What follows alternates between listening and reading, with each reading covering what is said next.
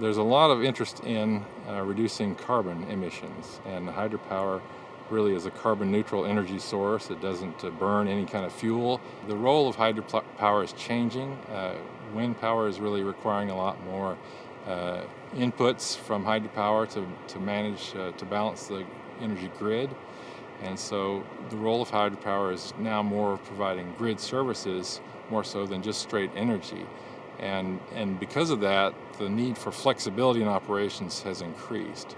So I think that what we'll be researching in the future is how to make sure we maintain the flexibility that exists while achieving the stewardship goals.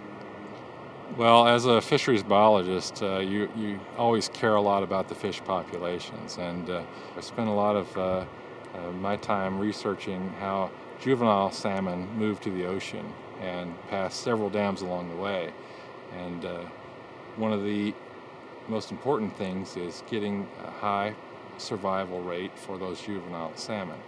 A lot of people think that fish passing through the turbine are chopped up and don't survive, but actually the survival rates through the turbines are at least 80 or 90%. The dams have screens that guide fish into a collection channel, and in some cases they put those fish onto barges and move them downstream.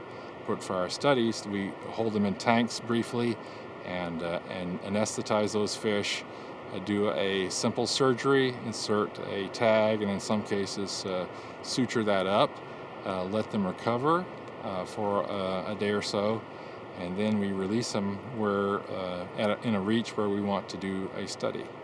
The acoustic tags emit a brief pulse. That pulse has a code that's embedded in it that can be understood by the receivers. And the receivers are out there listening for the sound that makes and watch as the fish move around the dam. We collect millions of records of information about fish, and we distill that down into information about how fish respond to a structure or an operation, and also how they survive when those things are in effect. So that helps the managers identify ways to operate the dam that are more fish friendly. And on the energy side, that creates the ability to be more flexible and to create more power when it's needed. And that means that there's other sources that create carbon emissions don't have to be brought in to make up for those differences.